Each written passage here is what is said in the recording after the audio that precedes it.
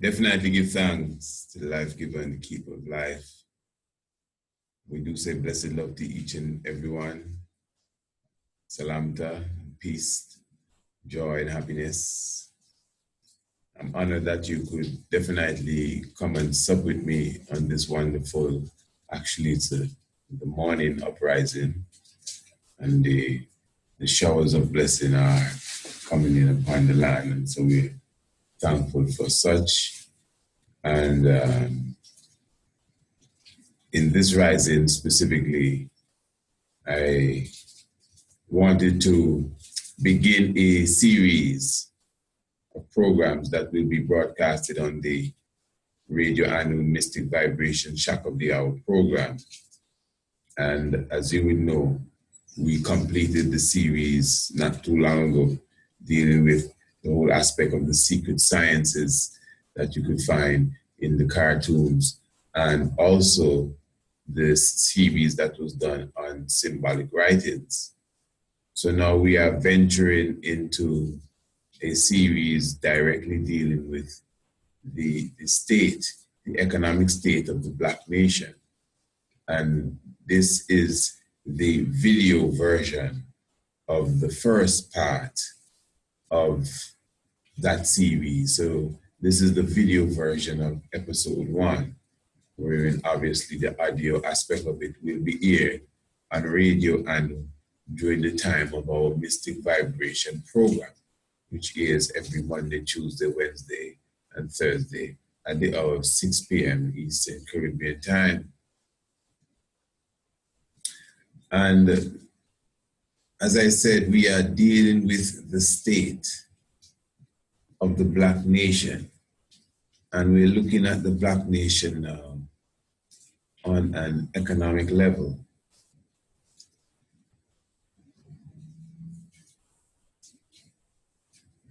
As a people, when it comes to the state of the economy, it is a subject that is very deep and very complex. And the reason why I am saying this is because the series that we will be going into, we will be looking at different aspects of us as a people, and we will be, even in this program here that I'm doing now with you, we will be just prefacing the other programs to come. So we will be hopping from the different subtopics in this whole subject as it relates to the state of the economy in the Black nation, the economic state of the Black nation. So although this is part 1, this is like an introduction to the other programs that are to come. And I intend to do maybe 5 to 7, depending obviously on the spirit and what is needed. Episodes, 5 to 7 episodes in this series. But let me repeat again that what we're doing now, we're going to basically go into introduction and touch upon the different aspects of what we will be speaking of in general. Before I start though, in the previous program that we did when we were speaking about the Prime Minister of Antigua and Barbuda and the cannabis, I made mention at the end of that program that I want to do a special episode to speak to the younger ones, especially these young youths internationally that are, seeking consciousness and trying to find themselves to see who they are. And the reason why I think this is necessary now is because we all have to go through what is known as our rites of passage. I can say as an individual, I'm now 40 years. So I know some of you that are listening to me, you may be 30, you may be 20. Some of you may be 15, some of you may be in your preteens. And this is a reality.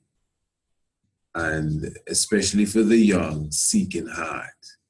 Especially for the young one that is, trying to find the truth in life, trying to find the reality of existence, trying to find exactly who they are and where they fit in to what is taking place beyond the planet.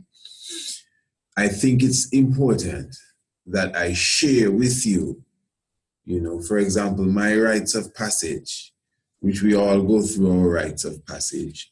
In fact, I think we always go through our rites of passage. I mean, like a continual passage as such. But usually the rites of passage comprehension is something associated with, your younger state, your adolescent state, I should say. Because even if you're 100, you're still young, because you may be living to 190 or 200 and plus, and people have done that in recent times and in modern times, so don't fool yourself. So when it comes to the rites of passage, now you would hear me say from time to time, especially since February and the latter part of the last year, that I personally have been in the Rastafari tradition for 21 years, The mystic vibration also is 21 years. They go hand in hand. So for those who listen to me, all the time, you get a kind of idea. Even if you know me not, you get a kind of idea of, where I'm coming from as such.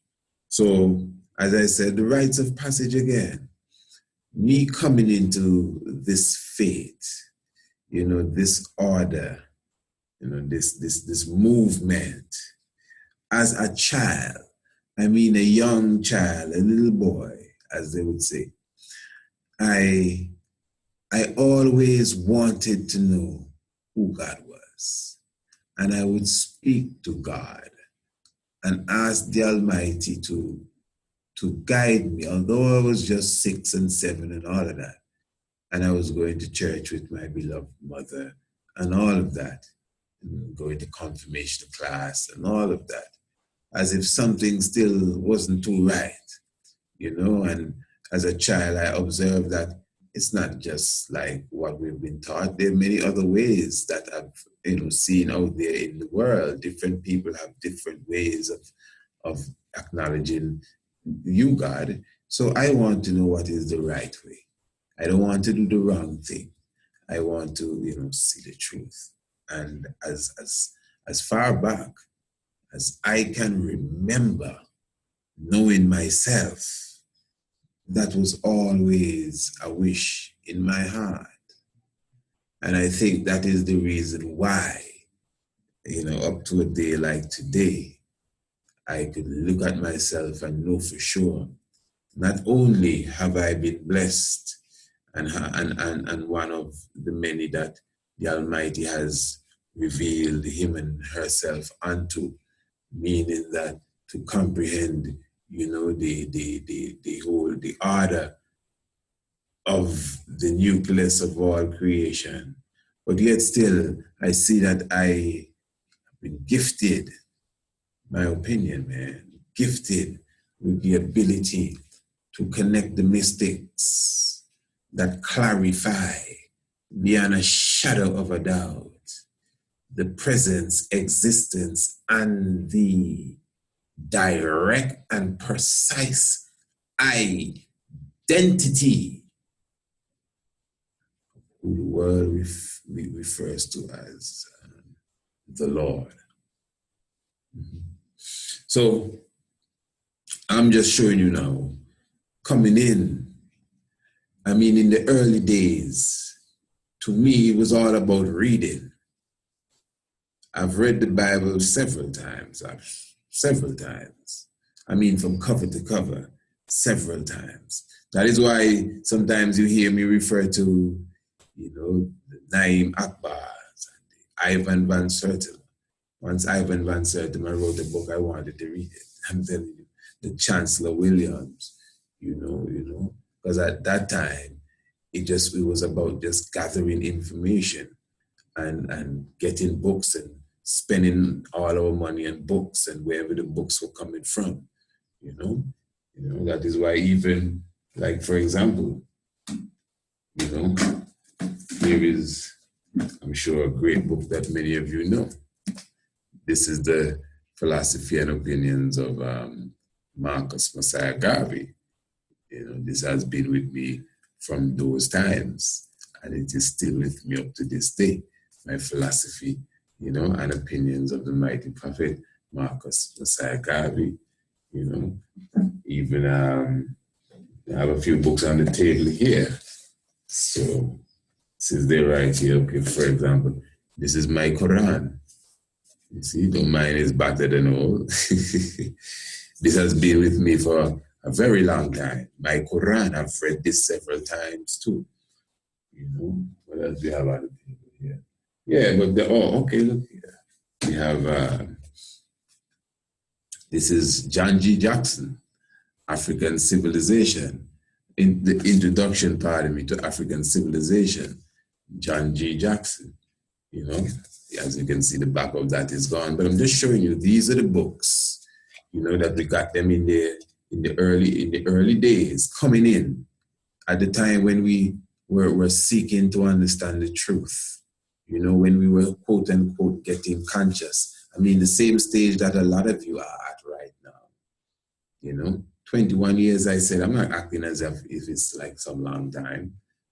Just previous night, I was sitting and burning chalice with some elders that have been in this faith before I was born, and I just explained that I am 40 now. Before I was born, they were in this faith, and I've been treading it like 21 years. And prior to that, I was getting in my conscious self because we started to read and acknowledge the truth, even prior to us accepting, the divinity of Haile Selassie I.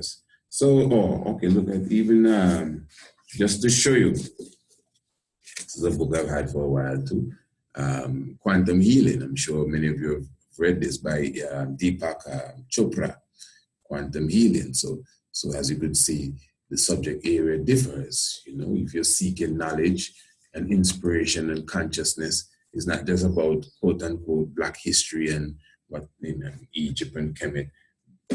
Quantum healing. You need to study the understanding of dimensions and particles and waves if you're really seeking for consciousness.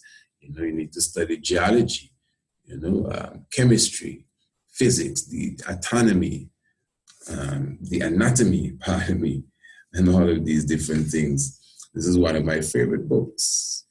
There was a time I think I had, I've owned about 3 copies of this book already, about 3 copies. The Tree of Life Meditation System, Ra'u Nefer Amen, the Tree of Life Meditational System. And what else we have there?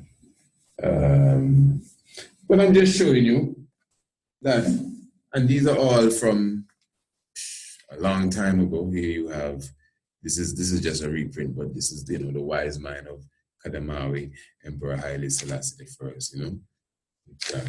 So the reason why I'm just highlighting that, especially to the younger ones, and this is not even my library, these are just some books that are on the table. I have some other books, but they're not really, but let me still show you, even like presently now. Don't worry, don't get bored, I'm doing all of this for a reason. Like for now, this is a dissertation that was done by former senator from the Bahamas, Dr. Jacinta Higgs, that you hear us speak of from time to time. Colonial education, African amnesia, African diaspora, historical amnesia in Fox Hill, Bahamas, and quite interesting reading. So this is obviously, you can see the hardcover. This was done, as I said, by Dr. Jacinta Higgs, University of St. Thomas, Doctor of Education, March 2006. Also, we're also going through at this moment, this is the 3 books of Kepra, a Kepran knowledge philosophy, and this is by Seba Ahmad Azer. You see, this is it there, the 3 books of Kepra. So remember, we did a whole episode on Kepra and the resurrection. But I'm just showing you these are like these are what I'm reading now as I'm speaking to you. But I'm just showing you, especially for the younger ones, those who are tender in heart, those who are genuinely seeking this truth to find yourself, to know who you are, the meaning of life. Because to me, that's the ultimate question that a human being needs to ask. What is the meaning of life? What is this all about? Why are we doing this? You see what I'm saying? And I cannot stress enough the importance of you reading. You know, especially from our scholars that have gone before us and have put in the work. Believe me, we got to give them that respect and look into their works and be critical in your judgment and in your studies. That's what it is. Now, why I'm saying that is because as a young mind, especially with a young and tender heart, it is very easy to get led astray. Now, I'm not speaking of religion here. I speak of Rastafari not as a religion, but I speak of it as a way of life. But I bring it into the picture because that is what I am. So if I speak of my rites of passage, I can't speak of something else. That is what I am, you know? So, but once you are checking for consciousness, it is not about me trying to push that on you. That's not what I'm talking about. Whatever you may think your thought pattern is, that's just up to you. But I'm just showing you that you should take responsibility of your cranium, of your mind, of your brain. You need to enrich yourself with good food, good knowledge, good information. You need to eat on time. I'm not talking about belly eat or stomach eat or digestion in the eat, but even that too. But for the moment, I'm talking about the mind, the womb of the mental, the mind, the dark matter where life begins, where creation begins. The mind, that's why it's called the mind and the minds. There's diamond and gold and all sorts of rich treasure untapped and undiscovered in the mind, and the mind is not really here. The brain is in here, but the mind is as vast and as wide as your spirit and your soul. The mind, terrible thing to waste, isn't it? So, why I said one can really easily led astray, the internet today. Many ones who are seeking knowledge and information and inspiration, especially younger ones, I must say, from the little that I know, the vast majority of them may not, let's say, beat the books in the way that we used to beat the books. A lot of younger ones today, I know this for a fact, tend to depend on the internet to provide them with the information and the inspiration that they need. Now, that is good that the internet can do that, because even all the information I just showed to you, the internet has it. Even these same books, I'm sure they're on the internet, not just for your purchase, but for your reading. So, but the internet is a vast sea. Vast, vast. It's like looking for a grain of sand in the Pacific Ocean. That's the internet there. So sometimes we don't even know what we're looking for. We just dive into the ocean and whatever sand grain or conch shell or crab we bump into, we just entertain that for the while. I'm telling you the truth. Follow me good. So the reason why I'm saying that is that when you get a young mind that is seeking for the truth, not necessarily grounded in anything, and they put on the computer, especially if they go on YouTube, they're going to say, okay, I need to learn something. They might type in Rastafari. They might type in Haile Selassie. They might type in Black consciousness. They might type in Black African power. They might type in Africa. They're seeking.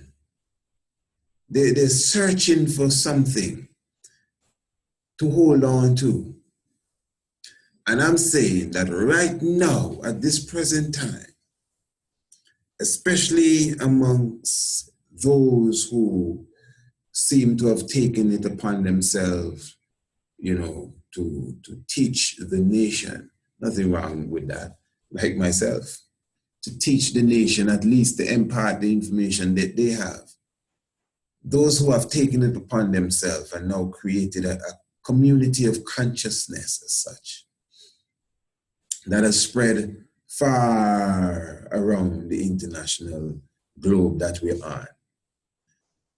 I'm saying for a young mind that is seeking real truth and real knowledge, you cannot lean and depend on the internet scholarship to give you what you really want. Trust me. Number one, it's opinions that is being expressed and just conversations that are being had. But again, all of that is good. But no one can tell me that there's not some evil element that has crept into this whole internet conscious blackness establishment that is very dangerous for a young mind that is innocently coming into this and don't know nothing about nothing that we talk about. They may have heard about Elijah Muhammad. They see Farrakhan on TV once or twice. They hear the Rastaman say something about Selassie, and they see Sizzle and Cable and say something about Holy Emmanuel. Noble Jew Ali, never heard of him. Ben Ami, who? That's what they're coming into, What about the Tuskegee experiment? Wow, where is that? You heard about Emmett Till? Oh yes, I think I heard this. Rosa Parks, yeah. Outcast song, sing the song Rosa Parks. This is what's coming in. This is what's coming in to the house of righteousness and the spiritual embodiment of the people, and come on in and we'll teach you the truth. So this is what's coming in, an ignorant mind with a willing heart trying to find the truth. So how does it look that you used to go to church with your blessed mother, who would carry you to church with her every Sunday from the time you were a little girl? And now that you are 15, you're saying, Mommy, I don't want to go back to church because I don't believe in Jesus anymore. And your mommy is humble enough to say, okay, all right, Roxanne, I don't know what you're doing with yourself, but if that's what you want to do, all right. And then all of a sudden you have become an internet student, and all the things that you're watching, these brothers speaking, and they're not teaching. And even when they're teaching, it's a lot of cursing. It's a lot of F you. It's a lot of mother effers. It's a lot of this and that. And now you may be watching me and saying, so what's wrong with that? What's wrong with that? And this and that. But I'm telling you, not because I ain't got the time to do all of that. But if you take your time and search through the internet, All of our scholars that are foul at the mouth, you could find at least one clip, all of them, at least one clip where they have said something, some F or some mother effer, and they had to apologize because some little girl or some little boy was in the room, or they made a statement that, hey, you got to tone it down because the babies are around, or sorry, brother, I didn't know your wife was in the house. So wait. So what kind of thing is that? When you have thousands of people watching you, they have their little girls there too. Their little boys is there. Their wife is in the house. You know what I'm saying? So obviously, if it is so righteous, why say sorry? If I'm going to say, hey, look, Haile Selassie is Negus and Agas, the King of Kings, the Almighty. Hey, my little girl is here, man. We don't teach that. Oh, I'm sorry, forgive me. I ain't sorry. She got to hear the truth. So if you think she got to hear the truth and that's the truth, don't apologize. But because we know, because to me, English is the indecent language. Yeah. But some words carry energy and certain spirits. And some of them words that we've been given to use, some deadly spirit. That's why they're called curse words. I don't think they're necessary in teaching, man. I don't know who. And this is my point. You as a young soul, you don't even speak these words. You don't speak these words. I know a lot of ones that we came up together, and you see in the time when Sizzler and Capleton rose up, Anthony B and all of that, because that was the same time of me coming in. No disrespect to these brothers at all. That was not my inspiration. I already told you my inspiration,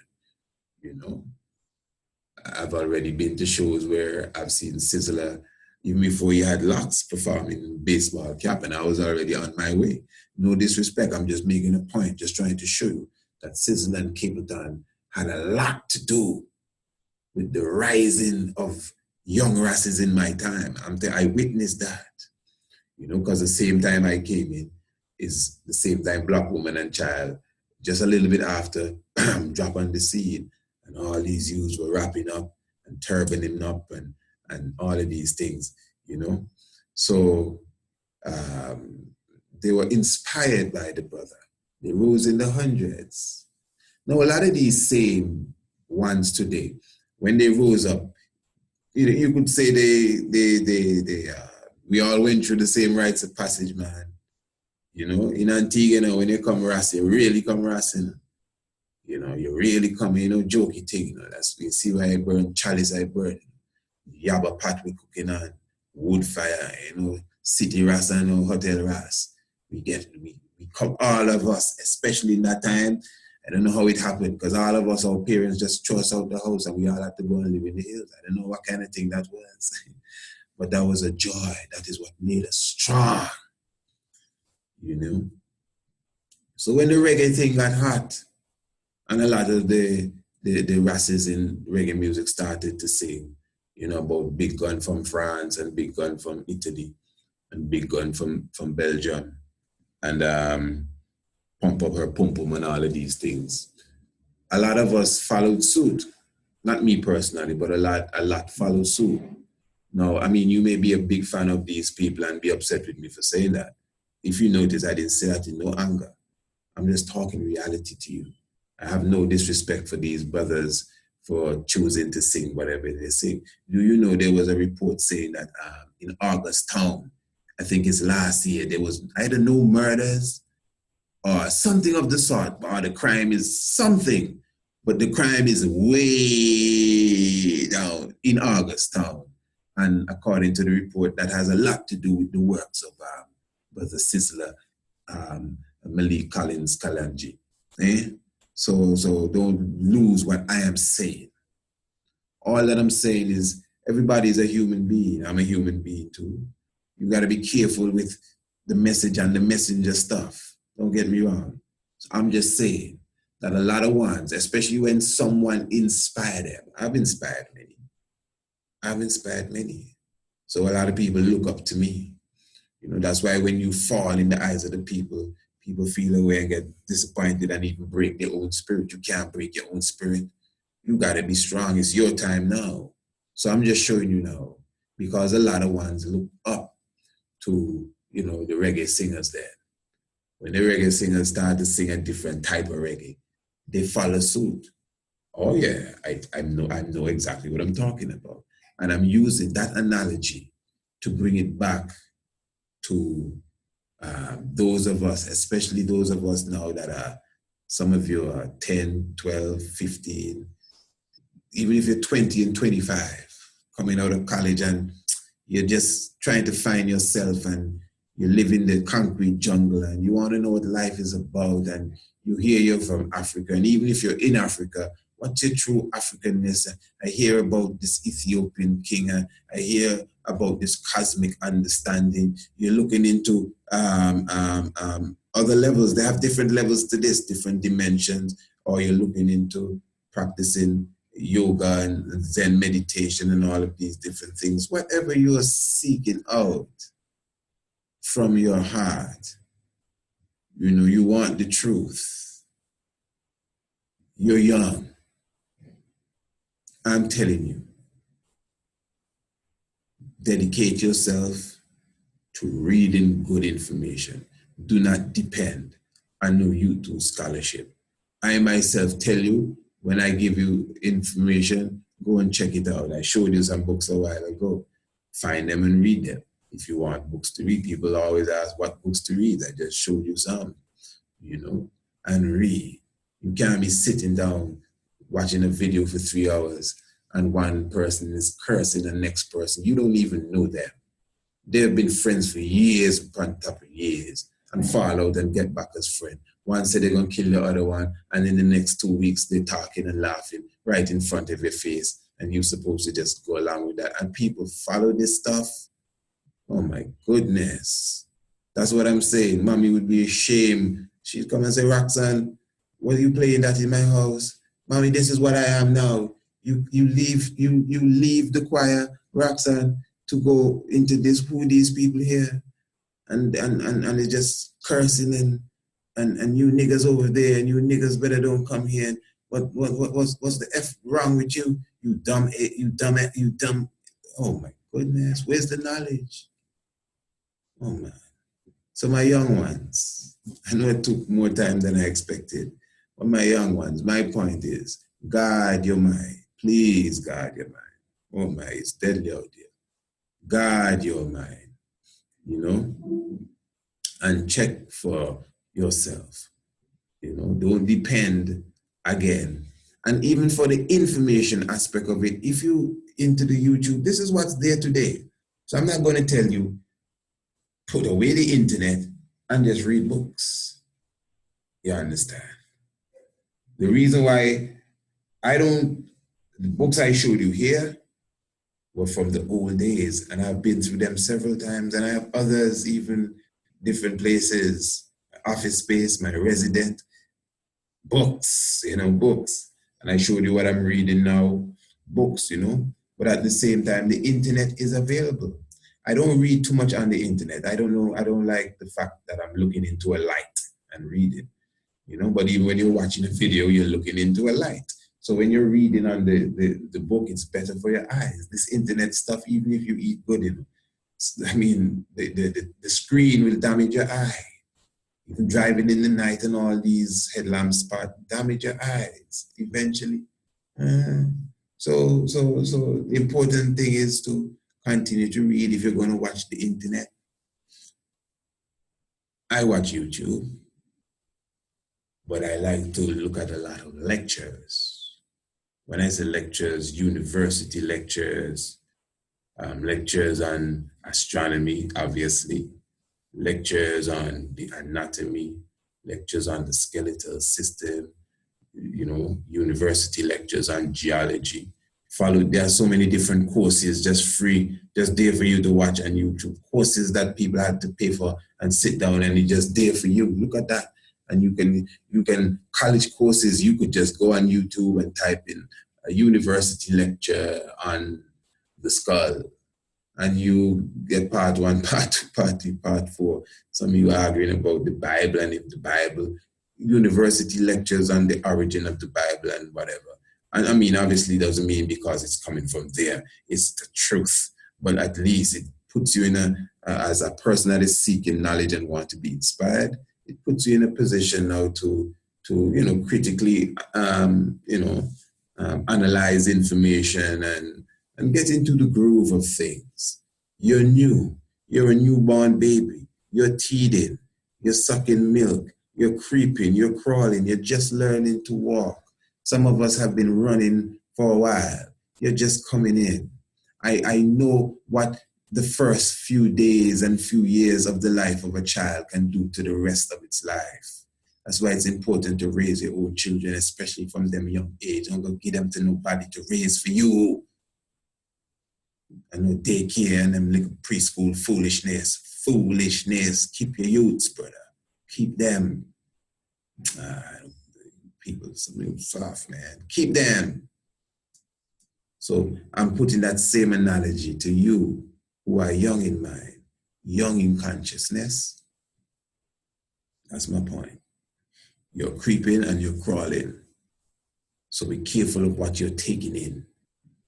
You never spoke no curse word. Now you're cursing because you believe that's consciousness. Because remember, when we were coming in, as I said, anything for Ivan Van Sertima, I wanted to see it. J.A. Rogers. I ain't got none of the books right here, but J.A. Rogers, and we used to get a lot of these video cassettes in the old days.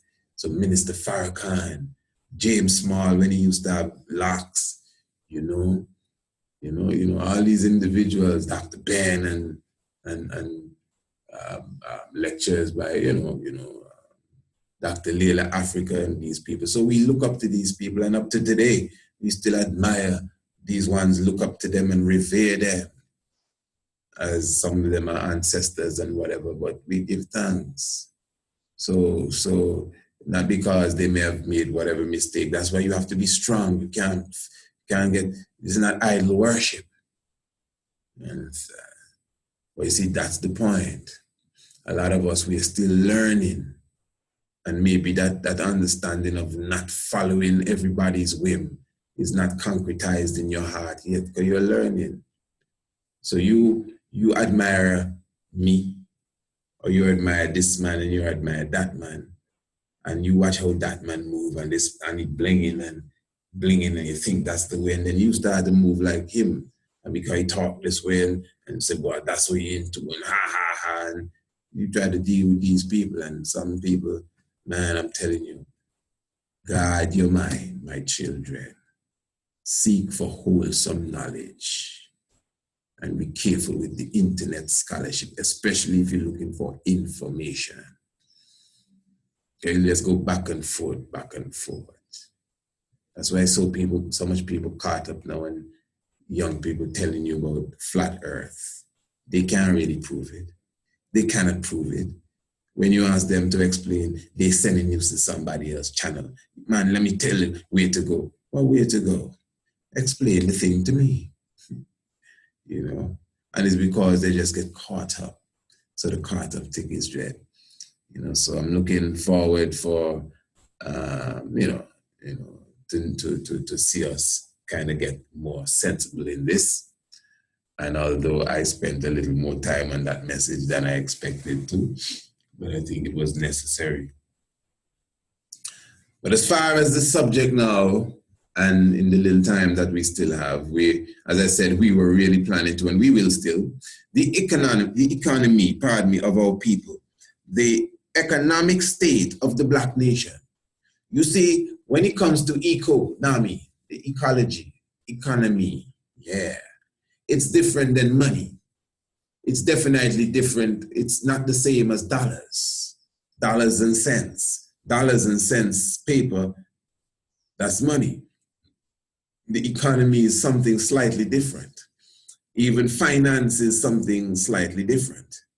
Now, when we speak about the wealth of a people, we're dealing with culture, we're dealing with history. If you're taking notes, this is it.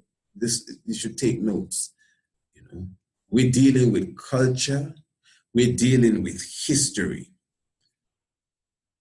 We're dealing with the different aspects of tradition. And I will explain why I'm saying this. And of course, you're looking at the great Mansa Musa there on your screen. But hear this, and even on your screen, you could see all the information where you can contact us, because as I said, this is just the beginning of a series that we're doing on the whole aspect of the Black economy. Some people say Black dollars matter and Black money matters, but we're dealing directly with the state of the economic state of the Black nation. So as I said, the audio of this will be broadcast on radioanu.com. You could see the information there, how you could get straight to radioanu.com. And at the same time, this is a series we're beginning on the mystic vibration, which is 4 times every strong, Monday to Thursday. And the series, the mystic vibration pardon, is available for at subscription, meaning that you can subscribe. You pay a very small fee of just 50 United States dollars, just $50. And every program of the mystic vibration, the evening after the program is completed, you get a copy of the program straight in your email, into your inbox, as soon as the program is done. The evening, or at least by the morning, you'll receive the program in your inbox, the mystic vibration. So as I said, the audio of what you're hearing now is also available. You get it in your inbox, and that is right after the program will be completed. So all those who subscribe, every night they get a new program. Every night they get a new program, and that goes for a whole month. And when the month is done, they just renew their subscription, So you can see the information you're getting. And I must say, in all reality, as I said, we'll be running this series for about 7 episodes, 5 to 7 episodes. No less than 5, but I don't think we're going to pass 7 episodes. And we're uploading this to the YouTube, obviously, but I cannot promise you that you're going to see the other 5 or 7, whatever episodes loaded up to the YouTube. So unless you tune into the Mystic Vibration, 6 p.m.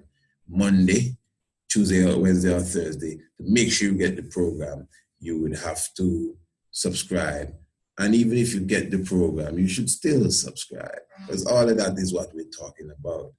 The economic state of us as a people, culture, how we deal with each other, how we patronize each other. So this is why culture is important again now. So I live in Antigua, and I'm sure wherever you live, you see Chinese around you. You see Koreans around you. You see Syrians around you, Lebanese around you, people from Jordan around you. Now the Arabs around you. People from all sorts of places around you. And some of them, maybe they were brought into your country even by your own government. Some came on their own, but you would notice that they all seem to band together and establish themselves and better themselves, even in the small community that they came in.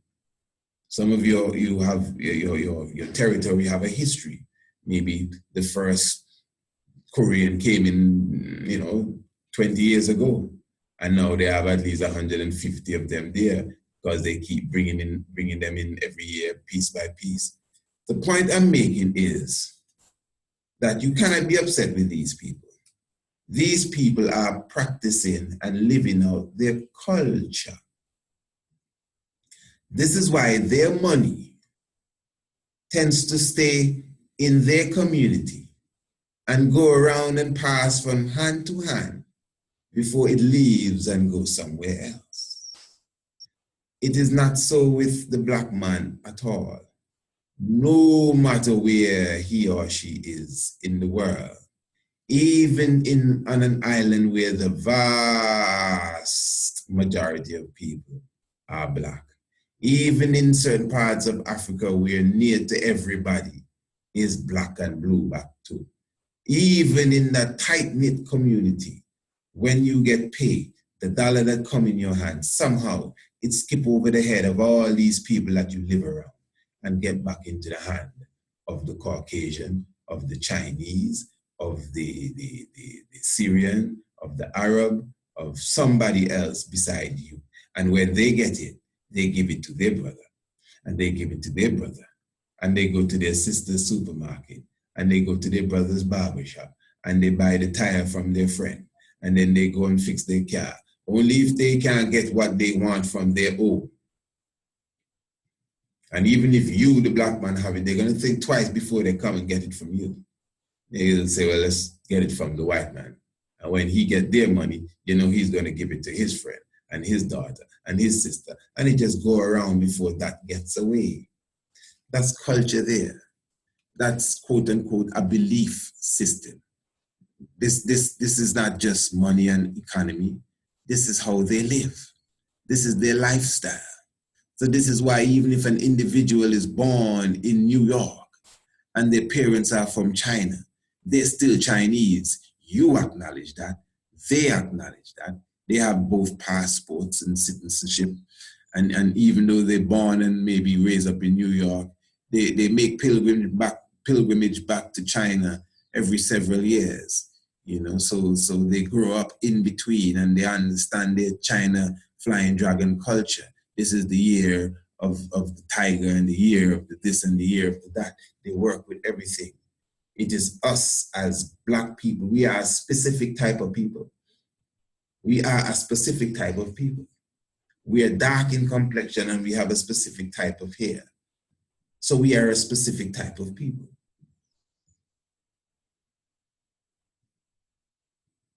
But we do not recognize ourselves as a nation at all.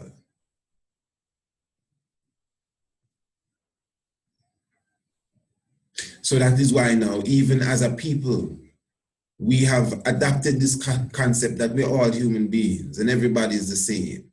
And even if that was, you know, as nice as it sounds, even if that was so, that is dangerous in reality. Nobody else thinks like that.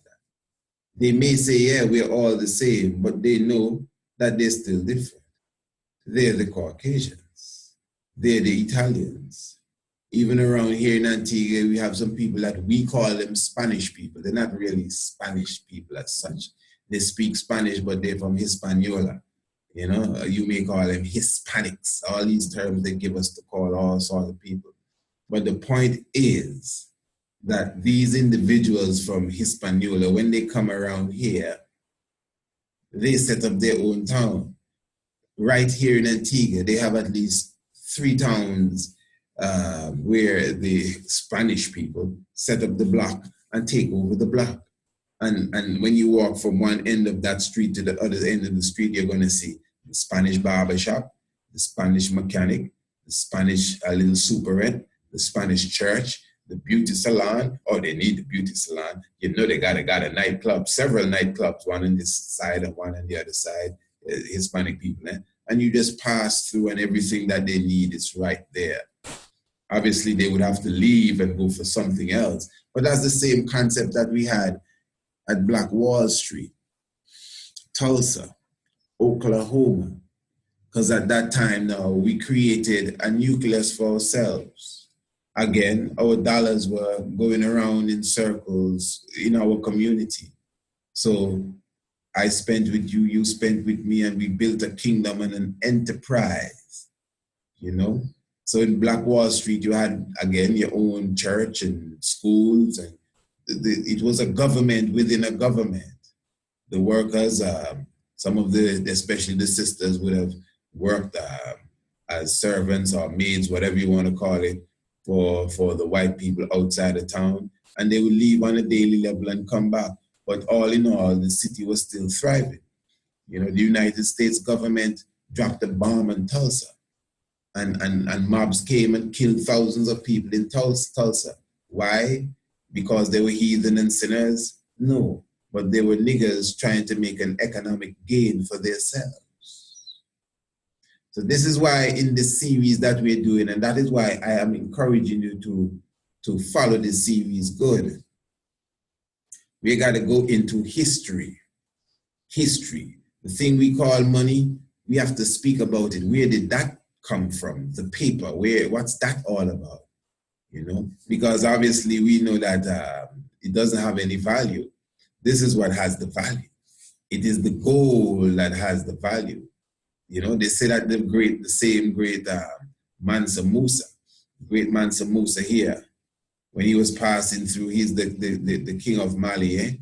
You heard Brother Zebulon speak about him, Anafu Frafra, as Mansa Musa being, he's related to those same people, you know.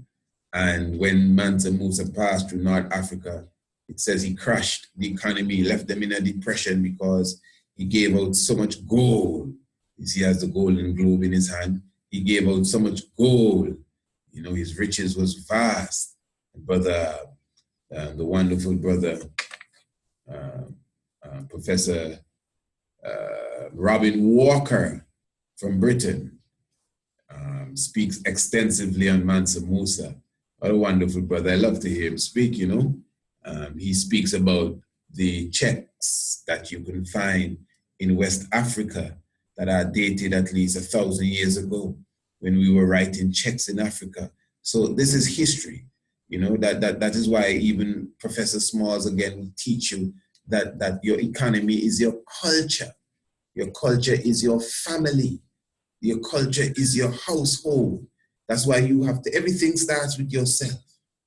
And then it expands to your family. Father, mother, husband, wife, children, family, you know, sister, brother, aunt, uncle, family, them kind of things dead now. Your community, your nation, your people.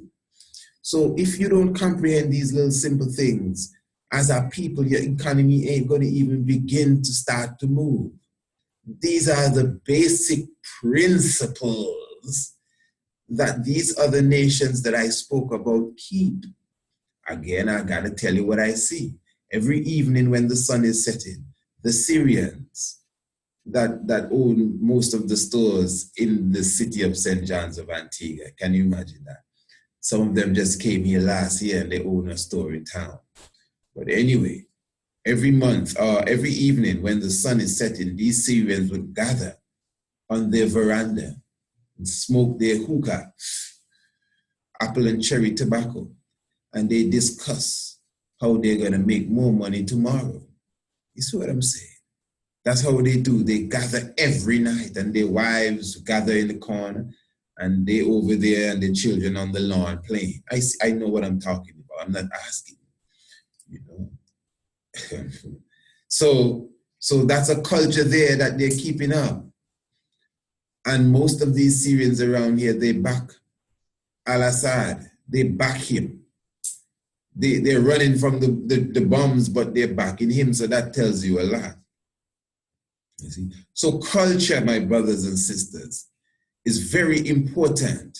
You have to comprehend their culture. A few evenings ago, we started to talk about the maritime law, the admiral law, the law of the sea, and how it has to do with ownership and your birth certificate and all of that is economy. We're dealing with the economy. As I said, when the brother passed through, you know, he had so much gold that it said that he sunk the economy. Gold again. So I mean, the wealth of the world is in Africa. We know that. The coltan, I'm sure you've seen the Black Panther movie. And you should watch my Black Panther review. Just go on my YouTube channel, Priest Isaac's YouTube channel, and take a look at the Black Panther review. And, you know, it shows of the minerals, the wealth of our land of Africa. You know, all the gold and diamonds and the cobalt and the cassiterite, the water, the cocoa, all of these things that have been exploited by the wicked world. You know, and this is serious. When we look into all of this, we're going to get into, you know, I'm just skimming the surface here. We're going to take these topics and highlight them.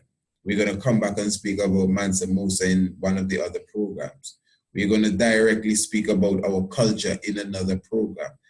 Obviously, when we get close to the end of this, we got to be giving out solutions. How can we come together as a unit, as a Black unit, and become more of an economic powerhouse? All of this is key.